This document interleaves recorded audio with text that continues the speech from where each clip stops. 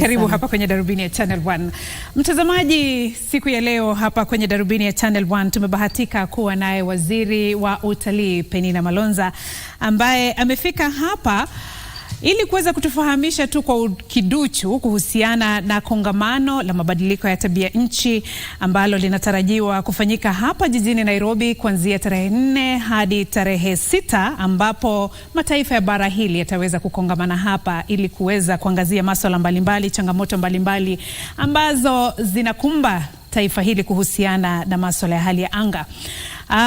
Ningependa tu kukukaribisha Waziri hapa kwenye KBC Channel 1. Labda kwa ufupi tueleze kuhusiana na kongamano hili, ni kipi ambacho Wakenya watarajie wiki ijayo? Asante sana, nashukuru na tuna furaha kubwa sisi kama nchi ya Kenya kuwa na hili kongamano tukifanyika katika Afrika katika nchi yetu. Wiki ijayo tutakuwa tukikaribisha maraisi kadri ya 23 ambao watahudhuria, pamoja na watu wengi zaidi ya watu 12,000 watahudhuria kongamano hili, ambapo tutakuwa tukijumuika kuhusu masuala ya mabadiliko tabia nchi. Na ningependa kushukuru sana rais wetu pamoja na waziri wa mambo ya mazingira, manake amehusika pakuu. Tutakuwa na hili kongamano katika jumba letu kuu ambalo tunaliita KICC, ambalo liko katika chini ya ulinzi wa wizara yangu, na hivyo tunawakaribisha Wakenya wote, manake wengi watakuja kutoka nje, na hivyo basi tunapokadiria kupata watu zaidi ya 12,000 na wakaribisha Wakenya wetu vile tunapojulikana, watu wa pole, watu wa furaha, watu wa kukaribisha. Tuwakaribishe ndugu zetu ambao watakuja hapa kwa hili kongamano, na zaidi ya yote tutakuwa tukizungumza maswala ni jinsi gani tunaweza kukuza uchumi wa kijani kibichi, ambapo utaweza kusaidia katika kukabiliana na ile changamoto la mabadiliko ya tabia. Na pia tukiangazia zaidi ni vipi sisi kama nchi za Kiafrika na dunia mzima tutaweza kuanzisha mfumo mpya ya kupata fedha ambayo itakabiliana na haya. Asante sana Waziri. Najua Wakenya wengi wana matarajio mengi kuhusiana na kongamano hili. Hivi leo nimefanya taarifa kutoka kaunti ya Embu. Kuna mto ambao sasa umeshusha maji, yani maji hayapo katika kile kiasi ambacho yamekuwa, kumaanisha kwamba mabadiliko ya tabia nchi bila shaka yanaathiri Wakenya kutoka pembe tofauti za humu nchini. Katika wizara yako umepata changamoto zipi kufuatia mabadiliko ya tabia nchi, na ni yapi ambayo unatarajia kwamba yataangaziwa katika kongamano hili? Ni kweli kabisa nimepata changamoto si haba, manake tunapoangalia mabadiliko ya tabia nchi, tunaangalia nchi yetu ya Kenya na Afrika mzima, tunaona ya kwamba tunachangia kidogo zaidi, lakini ile changamoto tunayoipata kutoka kwa mabadiliko ya tabia nchi ni kubwa zaidi. Nikiangalia wizara yangu tayari niliweza kupoteza kwa sababu ya kile kiangazi ambacho kilikuwa cha muda mrefu. Tuliweza kupoteza wanyama wengi katika mbuga zetu za wanyama, na hivyo tumeona kuadhirika zaidi. Tumeweza kuona hao wanyama waliobaki wakitoka katika sehemu zao za makazi na kuingia katika sehemu za wanadamu, na hivyo kulete mfurukano kati ya wanadamu na kati ya wanyamapori, na hivyo basi kupeleka juu ile fidia ambao tutaweza kuwapea wale watu, kwa sababu imeweza kuleta pia watu kuadhiriwa na imeleta changamoto kubwa zaidi. Kwa hivyo ningependa kusema kwamba mimi nimeadhirika zaidi kwa sababu wanyama pori ndio hao wameangamia, na pia wameweza kutoka katika maeneo zao. Swala kuu ambalo najua mataifa ya Afrika yatakuwa yakiangazia kwenye kongamano hili ni ufadhili wa changamoto ambazo zinatokana na mabadiliko ya tabia nchi. Ni yapi ambayo unatarajia kwamba yataangaziwa hasa kulingana na ama ikilinganishwa na swala la ufadhili? Kwanza nafikiri watazungumzia ni jinsi tunaweza kukuza ile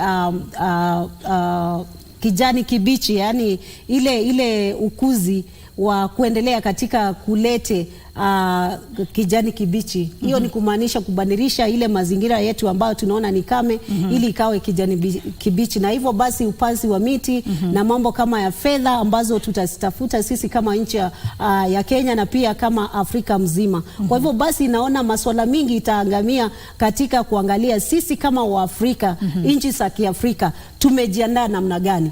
Je, tunatia juhudi gani? Na je, vile tunapoangalia nchi zile zingine za ng'ambo, sisi kama Afrika tutaweza kuchangia haje. Na umesikia rais wetu akisema kwamba lazima tuwe na kikao cha wanao angalia kwa masuala haya ya mabadiliko ya tabia nchi kwa usawa. Asante waziri. La mwisho, najua rais amekuwa katika mstari wa mbele kuhakikisha kwamba mpango wake wa kupanda miche ama miti angalao takriban bilioni 15 ifikiapo mwaka 2032.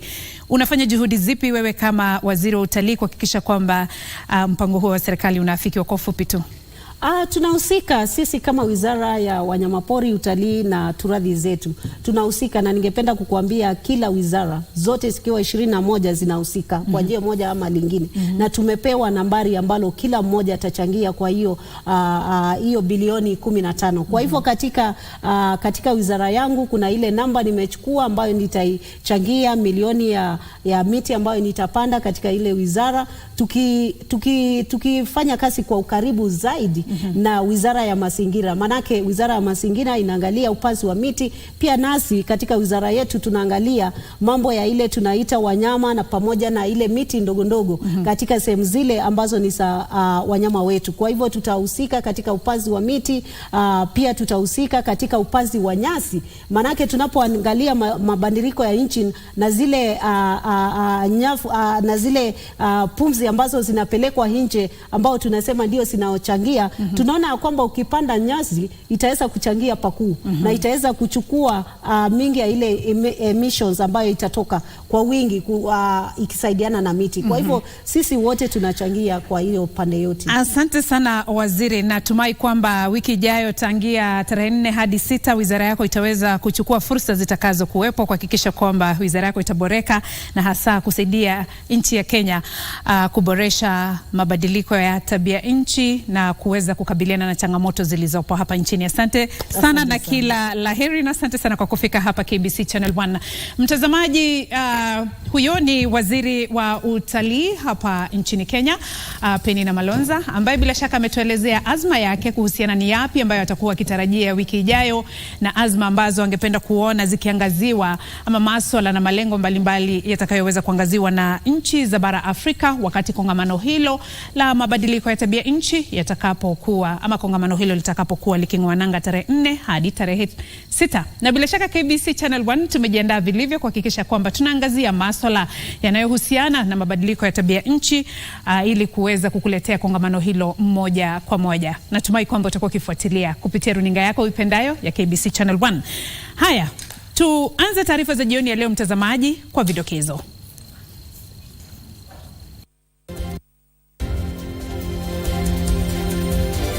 Ayes have 33 votes, the noes 0, abstentions 0. The ayes have it. Bunge la Seneti lapitisha mswada wa marekebisho ya sheria kuhusu mabadiliko ya hali ya anga, huku Kenya ikijiandaa kwa kongamano la hali ya anga barani Afrika. Mzozo watokota baada ya bunge kutimua bodi ya wadhamini ya chuo cha sayansi na teknolojia cha Kiambu kwa madai ya ufisadi. Na mashirika kadhaa ya serikali yadaiwa mabilioni ya pesa na shirika la Posta.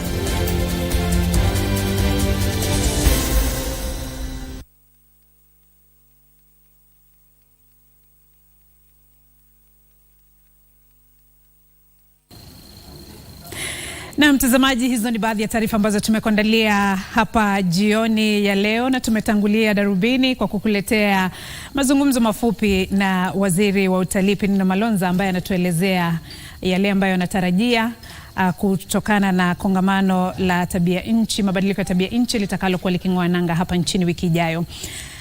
Haya, tusonge mbele na taarifa zetu jioni ya leo. Bunge la Seneti limepitisha mswada wa marekebisho wa sheria ya mabadiliko ya hali ya anga ya mwaka 2023. Mswada huo unanuia kutoa mwongozo kuhusu uuzaji wa kaboni. Maseneta walisifia mswada huo wakisema unatambua juhudi za kunufaisha jamii na sekta ya kibinafsi ambazo zimekuwa katika mstari wa mbele kwenye jitihada za kupunguza gesi ya kaboni.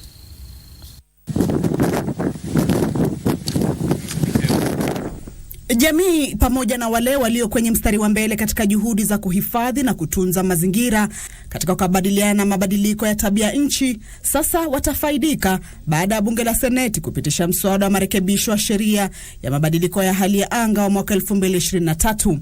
Mswada huo unalenga kutoa mfumo wa kisheria wa soko la gesi ya kaboni. The regulatory framework that we are passing, Mr. Speaker, it shall be possible for communities that maintain or are leading actually in this carbon credit market to ensure that they enjoy the biggest benefit. Kipengee hicho hakikujumuishwa kwenye sheria ya mabadiliko ya hali ya anga ya mwaka 2016, hali iliyozinyima jamii fursa ya kunufaika.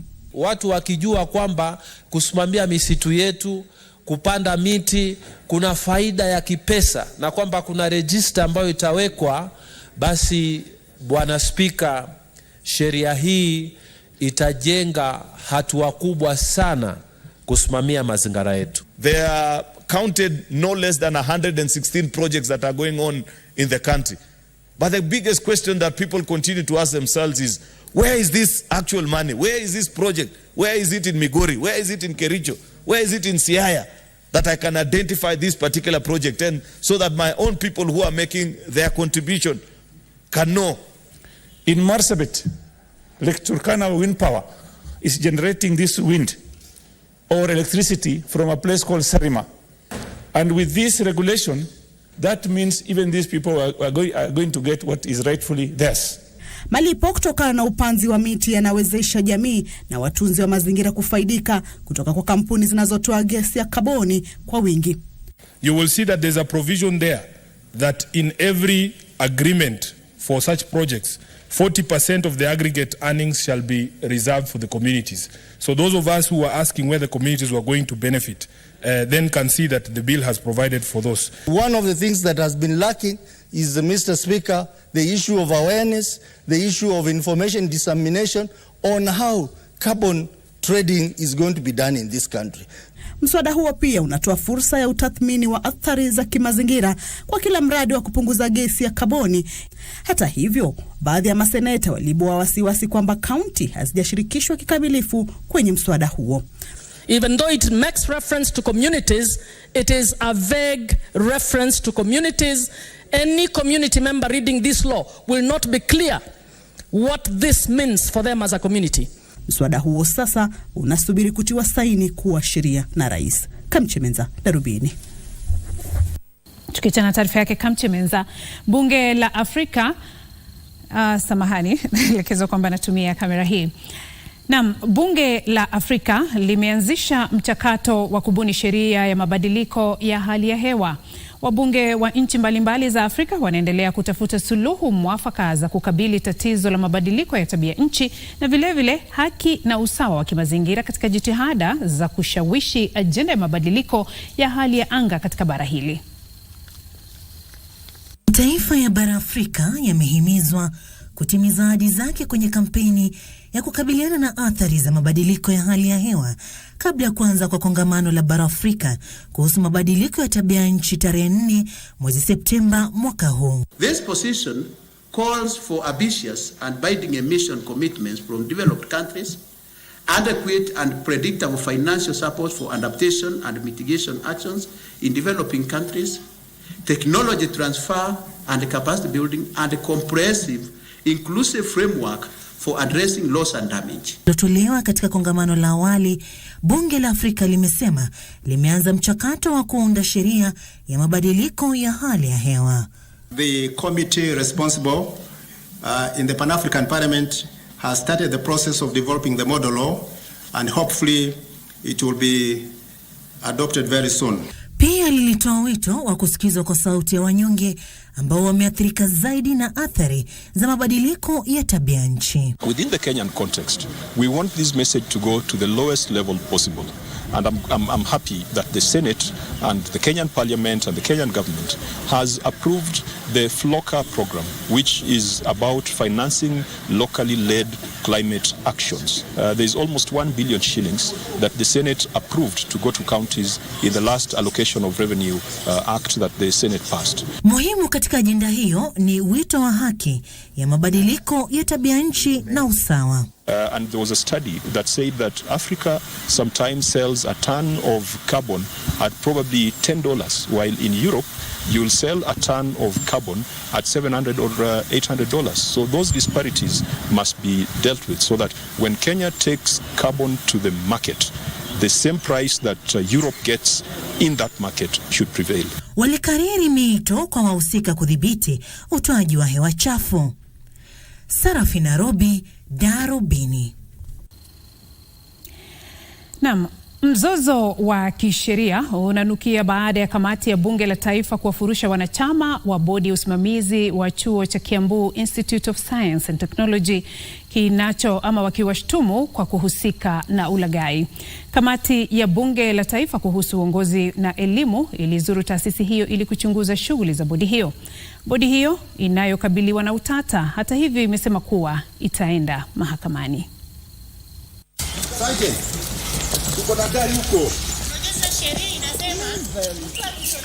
Kulizuka kizaazaa katika taasisi ya mafunzo ya sayansi na teknolojia ya Kiambu. The committee directs from now onwards that Kiambu Institute of Science and Technology has nothing to do with the so-called trustees.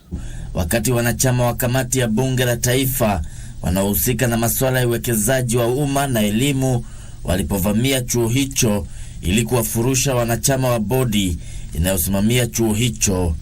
Please leave.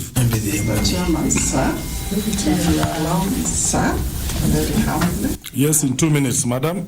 Because even when you are condemned, you are given a chance to speak. We heard you. You can't say you are unheard.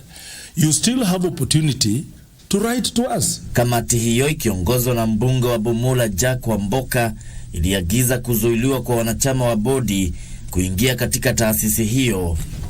The way I can see you, all of you, surprised and mesmerized and scared is like the institution has come to the head. This country is moving on the right direction.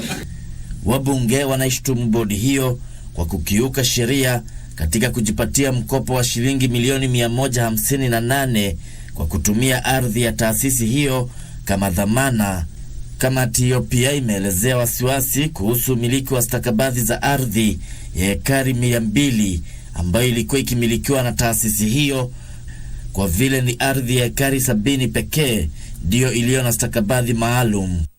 We have not defrauded anyone. It was very unfair for this committee to throw us out and refuse to hear us. All we are crying for is for our side of the story, which is 52 years old, to be heard from the beginning up to now. Hata hivyo, katika kujibu hatua hiyo, bodi hiyo ambayo imekuwa ikisimamia taasisi hiyo pamoja na bodi ya wakurugenzi ilisisitiza kuwa kufurushwa kwao kutoka afisi ni kinyume cha sheria, huku ikiazimia kwenda mahakamani kutafuta utatuzi wa swala hilo. We need to go back there. So we will use legal channels. We shall not behave like them. We shall use legal channels to get our rights vindicated. Kamati hiyo pia imepiga faini mkuu wa taasisi hiyo ya shilingi $500,000 kwa kukosa kuwasilisha stakabadhi muhimu zilizoagizwa na mkaguzi mkuu wa hesabu za serikali. Geshoke Washira, Darubini. Kando na hayo, mtazamaji, chama cha wafanyakazi wa sekta ya mawasiliano hapa nchini KOU kinataka tume huru ya uchaguzi na mipaka IEBC, huduma na mashauri ya kitaifa ya kushughulikia barabara kuu hapa nchini KENHA kulipa madeni ambayo zinadaiwa na shirika la posta ili kuliwezesha shirika hilo kutekeleza shughuli zake bila matatizo. Katibu mkuu wa chama hicho Benson Okwaro amesikitika kuwa shirika la posta linakabiliwa na changamoto katika kutekeleza shughuli zake kutokana na ukosefu wa pesa za kutosha, ili hali linadai tume ya IEBC shilingi bilioni 1.1 kwa huduma lilizotoa wakati wa uchaguzi mkuu uliopita, shilingi bilioni 1.8 kwa huduma lilizotoa kwa huduma kote nchini na shilingi milioni 53 kwa kipande cha ardhi kilichotengewa halmashauri ya kitaifa ya barabara kuu hapa nchini KENHA. The only person who can help us here is the head of state of this country, His Excellency Dr. William Samoei Ruto.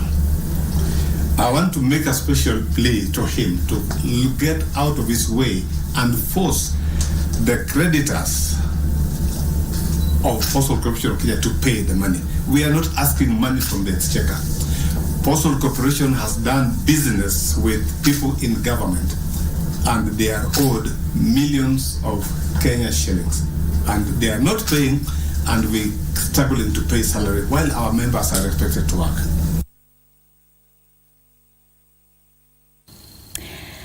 Na mtazamaji, tuangazie masuala mengine yanayohusiana na usalama wa nchi. Washukiwa 4 wanaoaminika kuwa raia wa Tanzania wametiwa mbaroni huku vidonge kadhaa vya dawa za kulevya aina ya kokaini zikipatikana katika makazi yao. Katika msako ulioongozwa na makachero wa idara ya upelelezi katika jumba la Bevika huko Kitengela, kaunti ya Kajiado, zaidi ya vidonge 143 vilipatikana vikiwa vimefichwa katika paketi za sharubati ya matunda. Washukiwa hao wamezuiliwa huku wakisaidia katika uchunguzi. Tazama. Msako huo pia ulifichua mashine ya kupima uzani ya kidijitali, dola 245 za Marekani, shilingi 26,100 za Kenya, shilingi 11,000 za Tanzania na simu za rununu. Hali kadhalika, maafisa hao walipata stakabadhi za utambulisho za washukiwa hao ambao ni Ali Abubakar, Mohamed Kasim, Saad Salim na Rose Paul Tito. Mshukiwa wa 5 Nancy Munyota pia alikamatwa. Wakati huo huo, washukiwa 2 wangali wanazuiliwa katika kituo cha polisi kufuatia msako unaolenga kuwanasa walanguzi wa dawa za kulevya humu nchini.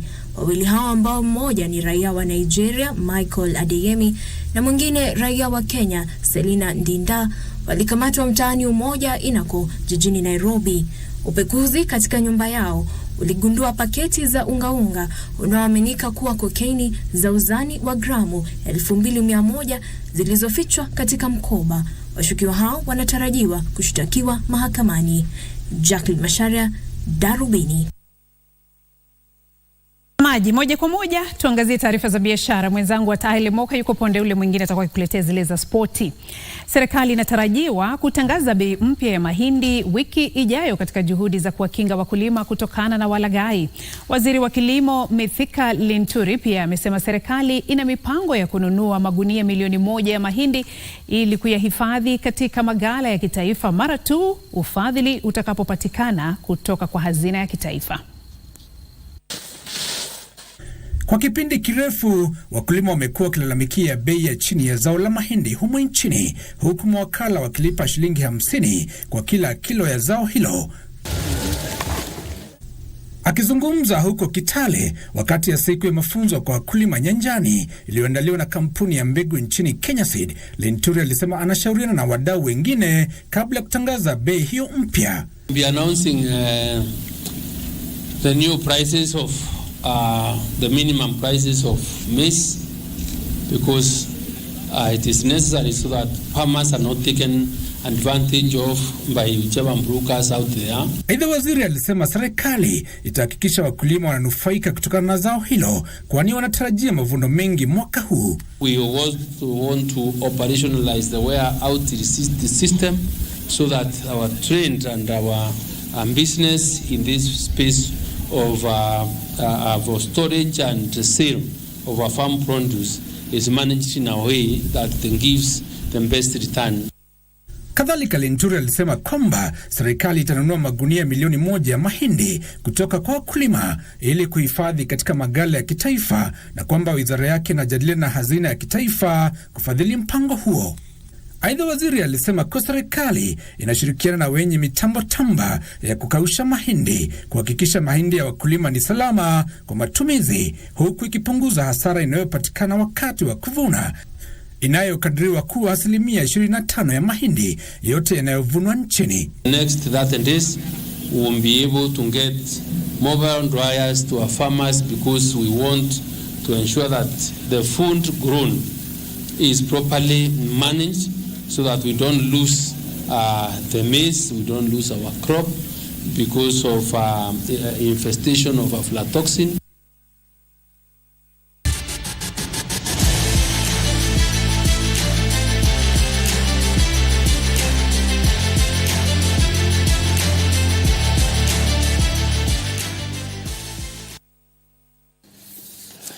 Sadakta, hujambo popote ulipo na karibu tena sana katika Darubini Michezo. Mimi ni At.I. Lemoka na moja kwa moja tuanze na taarifa inayohusiana na mwanariadha Omanyala, bingwa michezo ya Jumuiya ya Madola. Ferdinand Omanyala amesema kuwa alikosa kuandikisha matokeo kulingana na matarajio yake katika mashindano ya riadha ya dunia huko jijini Budapest nchini Hungary kwa sababu ya swala la kiufundi. Omanyala ambaye alifanya mazoezi leo katika uwanja wa mazoezi ya riadha ya Honved jijini Budapest pamoja na Weissman Were alisema kuwa anatarajia kukamilisha msimu wake kwa kushiriki katika mashindano matatu tofauti yakiwemo fainali ya mbio za Diamond League jijini Oregon, Marekani tarehe 16 mwezi ujao. Tunaungana na Kennedy Langat kwa taarifa hiyo. Omanyala ambaye alifuzu kwa fainali ya mbio za mita 100 katika mashindano ya riadha duniani ananuia kukamilisha msimu wake kwa njia ya mufti kwa kushiriki katika mashindano matatu tofauti yakiwemo yale ya Diamond League jijini Oregon, Marekani tarehe 16 mwezi ujao. Mimi ilikuwa blessing kufika hiyo final. Of course expectations zangu zilikuwa better than what I achieved on that day, but of course tunajua what went wrong and now just going back na ku make sure everything is corrected before the Olympic Games. Atashiriki katika mashindano ya riadha ya Gala Castelli nchini Uswizi Jumatatu ijayo na kisha atashiriki katika mashindano mengine yatakayoandaliwa jijini Zagreb, Croatia tarehe 10 Septemba. Sasa ni ku take it low na kumaliza season because imekuwa long season since Feb. So niko na 3 or 4 moja confirmed races that we are looking forward to. Of course, preparations need towards that finals of the Diamond League that's happening in Oregon. So that's the main one, the last one for me this season. And then after that, I'll take like a 6-week break. And then now start preparing for the Olympic Games for next year. Mwanariadha huyo ambaye alifanya mazoezi chini ya kocha wake Marcel Wilgen alisema kuwa atafanya kila juhudi kushinda nishani ya dhahabu katika michezo ijayo ya Olimpiki jijini Paris, Ufaransa. Yeah, the World Championships was a tough one for Ferdinand. His semi-final, in fact his heats went really well. He was responsive, his start was incredible. His start is one of his strengths, as you know, and we were excited. And then the next day it was almost like someone pulled the plug and it wasn't there. These things do happen, but you don't like it when they happen, and you don't like it when they happen on the international stage as big as the global championships like the World Champs. Wakati huo mwanariadha aliyenyakua nishani ya shaba katika michezo ya Jumuiya ya Madola Weissman Were pia atashiriki katika mashindano hayo ya Gala Castelli nchini Uswizi. I have a race on 4th. That's on Monday in Switzerland because I'm going to take that race as a part of making Olympic qualification because I know I have it, so it's just about perfection and also to improve on my time. Anasema kuwa ilikuwa jambo la maana kwake kufuzu kwa mashindano ya riadha duniani baada ya kutoshiriki katika makala ya mwaka jana jijini Oregon, Marekani. For Kenya Broadcasting, they're doing a good job because they are here to cover and show the Kenyans back who like watching KBC because it's a channel that brings what happens on the ground in sports. Wanariadha hao wawili wanasema kuwa wananuia kumaliza msimu kwa njia mwafaka na watashiriki katika mbio zitakazoandaliwa nchini Switzerland Jumatatu ijayo. Omanyala pia atashiriki katika fainali ya mbio za Diamond League jijini Oregon, Marekani tarehe 16 mwezi ujao. Kennedy Langat, Budapest, Hungary.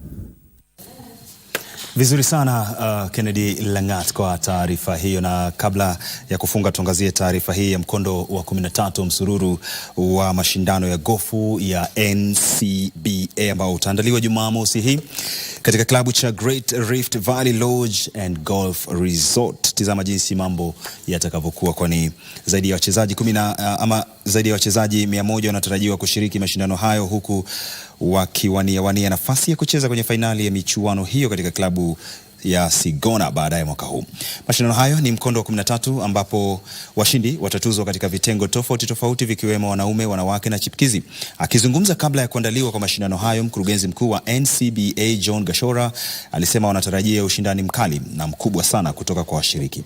Mkondo huo unafuatia mashindano yaliyoandaliwa katika klabu cha gofu cha Kitale tarehe 19 mwezi Agosti ambapo wachezaji 88 walijitokeza.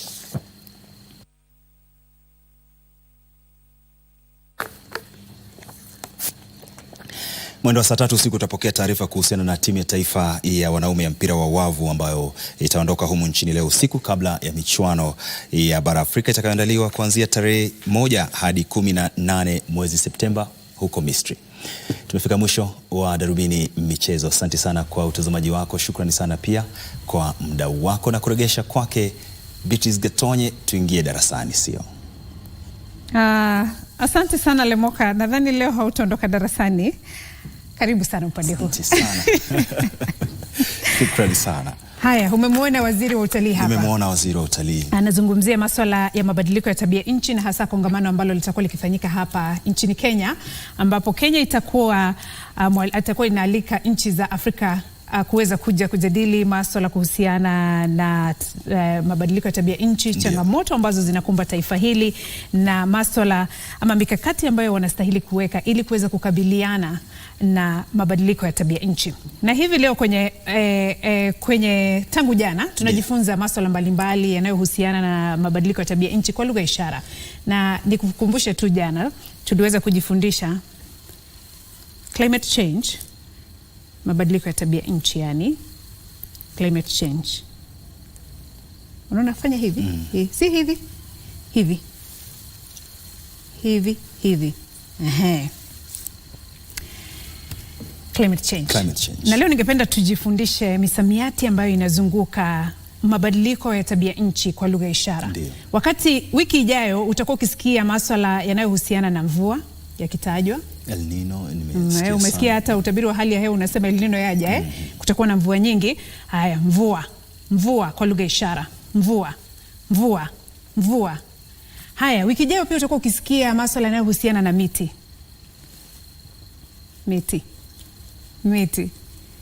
Na wiki ijayo tutaendelea kujifundisha masuala mengine yatakayokuwa yakiendelea kuzingatia masuala ya mabadiliko ya tabia nchi kwenye lugha ya ishara. Kwa hivyo leo tumejifunza miti na mvua. Sio hapa. Asante sana mtazamaji Lemuka, asante sana kwa kuja darasani na kuwa mwanafunzi mzuri. Imekuwa fahari yetu kukuletea Darubini ya Channel 1 nikiwa na mwenzangu hapa, na ndipo tunatamatisha Darubini ya Channel 1 jioni ya leo. Hadi wiki ijayo, kutoka kwangu mie sina la ziada. Naitwa Beatrice Gatonye Ngetich, mwenzetu wa ishara Brian Moraro. Darasa kumbe inapendeza sana. Asante Lemoka. Mimi ni Lemoka na nimetoka.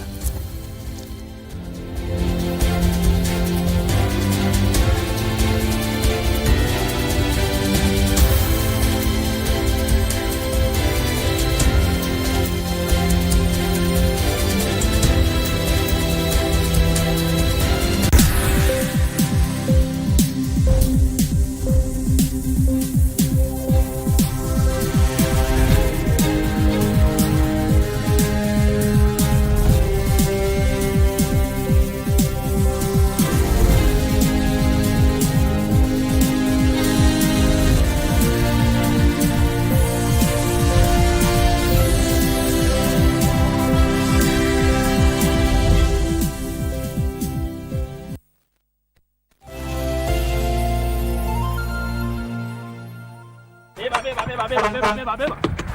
Ujisqueeze hapo watano kusqueeze. Hapana. Maybe excess. Nini wewe shughulika na steering, mimi niko huko nyuma na watu. Unavuja sheria bwana. Utashikwa na makarao. Mimi sitaki noma na polisi. Si overdo na ku risk life yao wase. Hapana. Anyewe for once umebonga sense. Leo umebonga kama dere smart.